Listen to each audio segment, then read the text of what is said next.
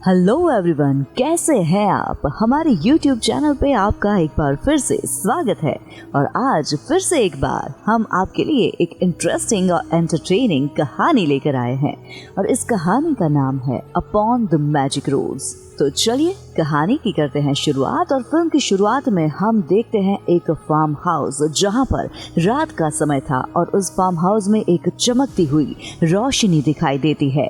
ये चमकती हुई रोशनी और कोई नहीं बल्कि एक जादुई जीव था। अब सुबह खेत का मालिक देखता है कि किसी ने उसके खेत को नष्ट कर दिया है। अब उस मालिक को बहुत गुस्सा आता है क्योंकि ये सब उस रोशनी की वजह से हुआ था। अब खेत का मालिक अपने तीनों बेटों को बुलाता है और कहता है कि अब तुम तीनों इस खेत की रखवाली करोगे। और यहाँ हम मालिक के सबसे छोटे बेटे जॉन को देखते हैं। जॉन को सभी लोग बेकार समझते थे और उसके बड़े भाई भी उसकी अच्छाई का फायदा उठाते थे। जॉन के भाई उसे अकेले ही खेत की रखवाली करने के लिए कहते हैं। जॉन भी इस काम के लिए राजी हो जाता है और अकेले ही गार्ड करने के लिए तैयार हो जाता है। अब जॉन खेत पर बैठा था तो अचानक से उसे एक आवाज सुनाई देती है। वो पीछे मुड़ता है और देखता है कि उसके पीछे एक सफेद रंग का घोड़ा है। जॉन को अपनी आंखों पर यकीन नहीं होता कि उसने इतना बड़ा और सफेद रंग का घोड़ा देखा है। अब वो उस घोड़े को पकड़ने की कोशिश करता है। वो घोड़े पर रस्सी डालता है और घोड़ा तेजी से दौड़ने लगता है, लेकिन तभी जॉन उस रस्सी को पकड़ लेता है, जिसके कारण जॉन भी उस घोड़े के साथ आगे बढ़ जाता है। लेकिन जब घोड़ा आगे जाता है तो असंतुलित हो जाता है और गिर जाता है। अब जॉन उस घोड़े की मदद करता है और वो उसे बाहर निकालता है। तभी जॉन देखता है कि उस घोड़े की आंखों में आंसू थे और ये देखकर जॉन को उस घोड़े के लिए बहुत बुरा लगता है। जॉन उस घोड़े से वादा लेता है कि वो घोड़ा दोबारा से उसके फार्म पर नहीं आएगा, जिसके बाद घोड़ा जॉन को धन्यवाद देता है और वहां से चला जाता है। उसके बाद जॉन भी अपने घर आ जाता है। अब जॉन को फिर से अपने खेत से कुछ आवाजें सुनाई देती है। जब जॉन वहां जांच करने के लिए जाता है तो वो वहां पर जाकर हैरान रह जाता है। वहां पर 2 घोड़े बंधे थे। अब इससे पहले कि जॉन वहां पर कुछ समझ पाता, वो उसे आवाज देकर कहता है कि ये तुम्हारे लिए एक उपहार है। अब जॉन मुड़कर देखता है तो उसे एक छोटा सा घोड़ा दिखाई देता है जो उसे बताता है कि मेरा नाम फॉल है। दरअसल फॉल उस घोड़े का बेटा था जिसे जॉन ने रात में बचाया था। फॉल जॉन से कहता है कि मेरी माँ तुमसे बहुत खुश है, इसलिए तो उसने तुम्हारे लिए गिफ्ट भेजा है। ये सुनकर जॉन बहुत खुश हुआ। तभी जॉन को अपने पिता की आवाज सुनाई देती है।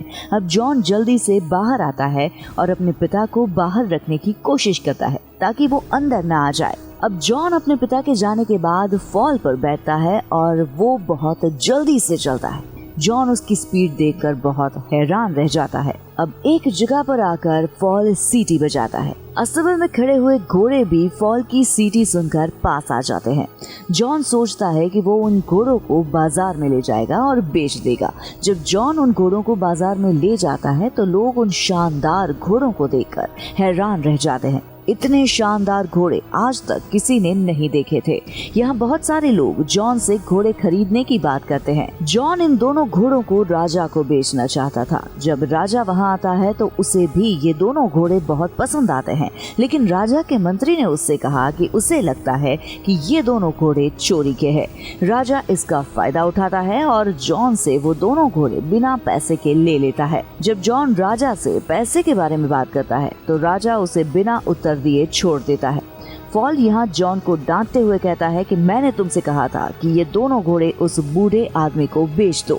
वैसे भी जब फॉल जॉन को उदास देखता है तो वो फिर से सीटी बजाता है और वो दोनों घोड़े जॉन के पास आते हैं, लेकिन उन 2 घोड़ों की वजह से राजा की गाड़ी पलट जाती है और वो आटे की बोरियों में गिर जाता है। अब इस पर राजा को बहुत गुस्सा आता है, लेकिन चैम्बर के कारण राजा कुछ नहीं कहते हैं और वो जॉन से इन घोड़ों की कीमत चुकाने के लिए कहता है। जॉन उन घोड़ों के लिए बहुत सारा पैसा चुकाता है, जिस पर राजा के लोग उसे जॉन को अपने साथ काम पर रखने का सुझाव देते हैं, क्योंकि जब जॉन यहाँ रहेगा तो राजा अपने अपमान का बदला भी ले सकता है। जॉन भी उनकी बात मान लेता है और वहीं रहकर राजा का काम करने लगता है। अब राजा का सहायक राजा से कहता है कि हम जॉन से फीनिक्स पक्षी क्यों नहीं बुलाते। ये एक फायर बर्ड था और इसे लाना बहुत मुश्किल मुश्किल था। अब राजा के सहायक ने कहा कि इसे लाना बहुत कठिन है और जॉन इसे कभी नहीं ला पाएगा और फिर तुम उसे मृत्यु का दंड सुना सकते हो। अब राजा को अपने सहायक का विचार बहुत पसंद आया। राजा अब जॉन को ये सब बताता है। जॉन भी इसके लिए तैयार हो जाता है। अब जब पॉल को इस बारे में पता चला तो उसने जॉन से कहा कि ऐसा करना बहुत खतरनाक है, क्योंकि जिसने भी ऐसा किया है और जो भी उस पक्षी की तलाश में गया है वो कभी वापस नहीं लौटा है। लेकिन जॉन ने इस चुनौती को स्वीकार कर लिया था और इसीलिए वो पीछे नहीं हट सकता था। अब पॉल को भी जॉन की मदद करनी थी, इसीलिए अब वो जॉन को जंगल में ले जाता है, जहाँ वो उसे एक नट दिखाता है। वो जॉन को बताता है कि ये फायरबर्ड के विशेष नट्स हैं और वो उन्हें बहुत पसंद करते हैं, लेकिन ये नट्स ऐसे हैं कि जैसे ही फायरबर्ड इन्हें खाएगा वो गहरी नींद में सो जाएगा, जिसके बाद हम इसे आसानी से पकड़ लेंगे। जिसके बाद अब ये दोनों उस जगह पहुंचते हैं जहां फायरबर्ड रहता था। पॉल उसे ये भी बताता है कि फायरबर्ड जमीन के नीचे रहता है। अब वो उस स्थान पर कुछ नट्स फेंकता है और फायरबर्ड के बाहर आने का इंतजार करता है। अब जैसे ही उस फायरबर्ड को नट्स की खुशबू आती है वो जमीन से बाहर आ जाता है। अब फायरबर्ड उन नट्स को मजे से खाने लगता है, जिसके बाद वो बेहोश हो जाता है। अब जैसे ही जॉन उस फायरबर्ड को पकड़ने जाता है उसकी जान में जान आ जाती है। अब वो फायरबर्ड जॉन का पीछा करता है। उन्हें पकड़ने के लिए वो जॉन और पॉल के पीछे दौड़ता है, जिसके कारण पूरे द्वीप में आग लग गई है। आखिरकार उस फायरबर्ड ने जॉन और पॉल को पकड़ लिया था, जिसके बाद जॉन ने अपने पास पड़े आखिरी नट्स को फेंक दिया। जैसे ही वो अग्नि पक्षी उस नट्स को खाता है वो बेहोश हो जाता है। अगली सुबह जब वो उठा तो उसे पता चला कि उन लोगों ने उसे चेन्स में जकड़ लिया है। जब जॉन की नजर उस फायरबर्ड पर पड़ती है तो वो देखता है कि उसकी आंखों में आंसू थे। ये देखकर जॉन को बहुत बुरा लगता है और इस वजह से वो उस फायरबर्ड को छोड़ देता है। जैसे ही उस फायरबर्ड को छोड़ा जाता है वो अपने पंख फैलाकर उड़ जाता है और रास्ते में वो अपना एक पंख जॉन को दे देता है और वो पंख गर्मी के कारण चमक रहा था। पॉल जॉन से कहता है कि राजा अब तुम्हें नहीं छोड़ेगा, लेकिन जॉन पॉल से कहता है कि शायद उसे राजा को विश्वास दिलाना चाहिए कि उसने फायरबर्ड को पकड़ लिया है। जब जॉन वापस राजा के पास जाता है तो राजा जॉन की किसी भी बात पर विश्वास नहीं करता है। अगले दिन जॉन को मौत के घाट उतार देने का आदेश देता है। जॉन जब वह पंख निकालता है और सबको दिखाता है, लेकिन वो पंख अब चमक नहीं रहा था और राजा जॉन को मारने के लिए कहता है। जब राजा जॉन को उसकी मौत की सजा देना शुरू करता है तो फायरबर्ड वहां आ जाता है, जिसे देखकर हर कोई काफी हैरान है और वहां हर कोई जॉन जो कहता है उस पर विश्वास करता है, जिस कारण राजा को जॉन की सजा माफ करनी पड़ती है और साथ ही वो जॉन को किंग प्रमोशन भी देते हैं। इस बात से राजा और भी क्रोधित हो जाता है। अब वो अपने मंत्री से किसी और योजना के बारे में सोचने को कहता है। बहुत सोचने के बाद राजा का मंत्री उसे युक्ति देता है। वो कहता है कि इस बार हम जॉन को किसी पहाड़ी राजकुमारी को लाने के लिए क्यों नहीं भेजते। सबसे पहले तो जॉन इसमें सफल नहीं होगा और यदि वो ऐसा करता है तो ये आपके पक्ष में होगा। तुम उस राजकुमारी से विवाह कर लो, ये दोनों तरफ से आपके पक्ष में है। राजा को ये विचार बहुत पसंद आया और वो जॉन को इस मिशन पर भेज देता है। अब जॉन उस पहाड़ पर पहुंच गया जहां राजकुमारी रहती थी। वो देखता है कि पहाड़ पर महल के अंदर जाने का रास्ता बहुत मोटी बर्फ से बना हुआ है, जिसे तोड़ना बहुत मुश्किल था। तभी अचानक से फायरबर्ड का एक पंख वहां उड़ता है और उस बर्फ की दीवार में फंस जाता है, जिससे वो दीवार टूट जाती है, जिसके कारण यहाँ जल सैलाब आ जाता है। इसमें गिरकर बर्फ के गोले की तरह पहाड़ से जॉन नीचे गिरता है और जॉन अब महल के अंदर चला जाता है। वो वहाँ बहुत सारी लड़कियों को देखता है और वो सभी लड़कियाँ सो रही थी। अब ये जानना बहुत मुश्किल था कि उनमें से असली राजकुमारी कौन थी, लेकिन उस फायरबर्ड का एक पंख एक लड़की के पास गिर जाता है, जिससे जॉन समझ जाता है कि वही लड़की राजकुमारी है। जॉन उस लड़की की खूबसूरती देखकर हैरान रह जाता है और उसे बताता है कि उसका राजा उससे शादी करना चाहता है, लेकिन वो लड़की जॉन से कहती है कि अगर आपका राजा इतना बहादुर होता तो फिर वो मुझे लेने के लिए यहाँ आता, और इतना कहकर राजकुमारी पहाड़ से नीचे कूद जाती है। जॉन को भी अपनी जान की परवाह नहीं है और उस राजकुमारी के पीछे जॉन कूद पड़ता है। फॉल उन दोनों को गिरने से बचाते हुए अपने ऊपर बैठाकर नीचे ले आता है। फॉल समझ जाता है कि जॉन राजकुमारी को पसंद करने लगा है। फॉल उससे कहता है कि यदि राजा को इस बात का पता चल गया तो आपके लिए परेशानी और भी बढ़ जाएगी। इधर राजकुमारी भी छिपकर सब सुन लेती है। राजकुमारी को भी लगा कि वो जॉन को पसंद करने लगी है। इसके बाद वो वापस राजा के पास जाते हैं। वहाँ इतनी खूबसूरत राजकुमारी को देखकर हर कोई हैरान रह जाता है। अब राजा ने जॉन को जीवित देखा तो क्रोधित हो गया, लेकिन राजा के आदमी उसे समझाते हैं कि इसमें उसका ही फायदा है। अब वो जॉन को प्रमोट भी करते हैं, लेकिन जॉन इस सबसे ज्यादा खुश नहीं था। उसे राजकुमारी की चिंता होने लगी। अब वो छिपकर राजकुमारी के पास गया। इससे पहले कि वो राजकुमारी को कुछ बताता, राजा के लोग आकर राजकुमारी को वहां से ले जाते हैं। अब राजा ने राजकुमारी के सामने विवाह प्रस्ताव रखा, लेकिन राजकुमारी उससे कहती है कि वो एक शर्त पर ही शादी करेगी कि अगर वो राजकुमारी के लिए अंगूठी ले आए जो उनकी दादी की थी, और वो अंगूठी समुद्र में गिर गई थी, और जब तक उसे वो अंगूठी नहीं मिल जाती उसकी शादी नहीं हो सकती। अब राजा को राजकुमारी की चिंता होने लगी, लेकिन तभी जॉन वहाँ आ जाता है। जब राजा जॉन को देखता है, फिर वो ये काम जॉन को बताता है। जॉन उस राजा के बारे में फॉल से बात करता है, लेकिन फॉल से उसे पता चलता है कि उसे उस अंगूठी के बारे में कोई जानकारी नहीं है। लेकिन फॉल अपनी माँ से इस बारे में बात कर सकता है। वो उसे बताती है कि वो अंगूठी वेल के पेट में है। कौन सी वेल उसे समुद्र के बीच में एक द्वीप के पास मिलेगी, वो भी उसकी माँ उसे बताती है। अब जॉन फॉल के साथ चला गया, लेकिन वहाँ कुछ पक्षियों के टकराने की वजह से वो गिर जाते हैं और पता चलता है कि जॉन उस वेल तक पहुंच गया है। जॉन को पानी के नीचे बड़ी बड़ी जंजीरें दिखती है। जॉन देखता है कि उन जंजीरों में एक बहुत बड़ी वेल बंधी हुई है। जब जॉन पानी से बाहर आता है, तब फॉल उसे बताता है कि ये पूरा आइलैंड असल में वो वेल है जिसके बारे में फॉल की माँ ने उसे बताया था। जॉन वेल से पूछता है कि उसके साथ ऐसा किसने किया। वेल जॉन को बताती है कि उसने गलती से कुछ जहाज निगल लिए हैं और इसीलिए वेल को यहाँ पर बंद कर दिया गया। लेकिन अब वो वेल अपनी गलती सुधारना चाहती है। जॉन को उस वेल के लिए बहुत बुरा लगता है। अब जॉन को यहाँ पर एक आइडिया आया।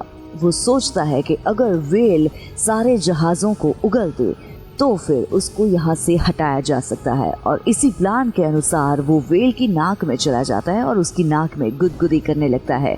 तभी उस वेल को बहुत बड़ी छींक आती है और वो सभी जहाज उसमें से बाहर निकलते हैं, जिसके बाद ये वेल वापस समुद्र में चली जाती है। जॉन को वो अंगूठी याद है और जॉन अब उदास हो गया है क्योंकि वेल अब जा चुकी थी। लेकिन तभी एक केकड़ा अंगूठी लेकर वहाँ आ जाता है और वो जॉन को बताता है कि उस वेल ने ही उसे भेजा है, क्योंकि वो वेल दिल की बात समझ जाती है। इसके बाद वो अंगूठी लेकर राजकुमारी के पास जाता है, जहाँ उसकी नजर उस फायरबर्ड पर भी जाती है जिसे राजा ने भवन में बांध दिया था। जॉन वो अंगूठी राजकुमारी को देता है, जिसे देखकर वो समझ जाती है कि जॉन उसके लिए कुछ भी कर सकता है। दूसरी ओर राजा का आदमी फॉल को देखता है और उसे लगता है कि फॉल शैतान है, और वो सभी लोग वहाँ फॉल को पकड़ने के लिए जाते हैं। और इसी दौरान राजा भी उठ जाता है। वो राजकुमारी की खिड़की पर फॉल को देखता है और फिर वो फॉल को गोली मारता है, लेकिन जॉन अभी भी फॉल को नहीं बचा सका। इसके बाद राजा घोषणा करता है कि जॉन को राजकुमारी के अपहरण के आरोप में नौकरी से निकाल दिया गया है और कुछ ही दिनों में उसे मौत की सजा दे दी जाएगी। तब राजकुमारी फॉल से मिलती है और उसे बताती है कि उसके विचार के कारण ये हुआ है। जॉन और भी मुसीबत में है। वो फॉल को बताती है कि उसने राजा को क्या बताया था।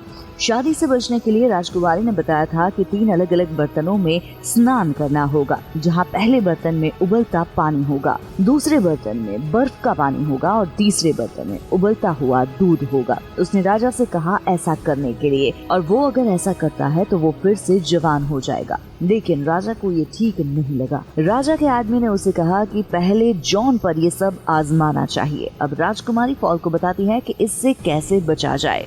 यदि वो पहले बर्तन में है तो उसकी दादी की अंगूठी, और दूसरे बर्तन में फायरबर्ड का पंख, और तीसरे बर्तन में जीवन और मृत्यु के फूल, तभी जॉन की जान बच सकती है।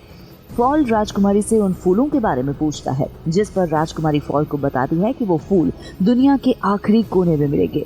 फॉल कहता है कि इसमें बहुत ज्यादा समय लगेगा, लेकिन राजकुमारी उससे कहती है कि तुम्हारी स्पीड से ये काम जल्दी हो जाएगा। अब चोट लगने के बावजूद फॉल उन फूलों को लेने के लिए चला जाता है। अगली सुबह सारे बर्तन तैयार हो जाते हैं।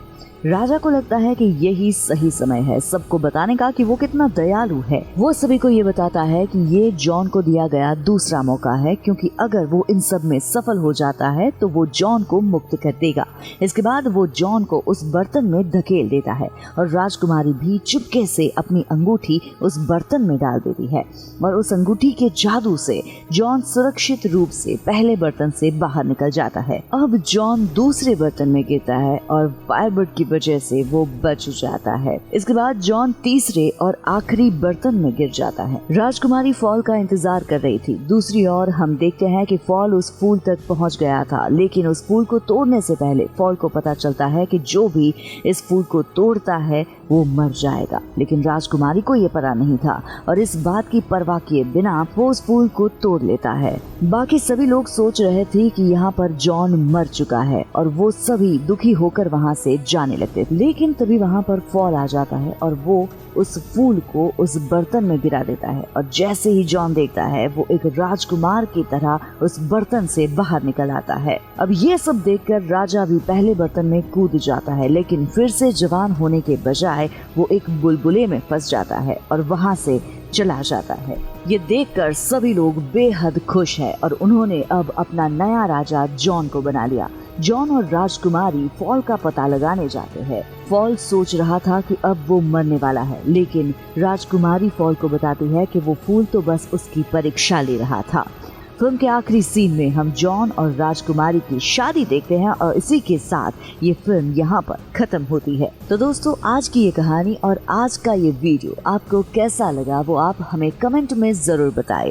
ऐसी ही इंटरेस्टिंग और एंटरटेनिंग कहानियों के लिए आप हमारे YouTube चैनल को सब्सक्राइब करें और हमें फॉलो करें। फिर मिलेंगे एक नई कहानी के साथ, एक नए वीडियो के साथ। तब तक के लिए goodbye and take care and thanks for watching.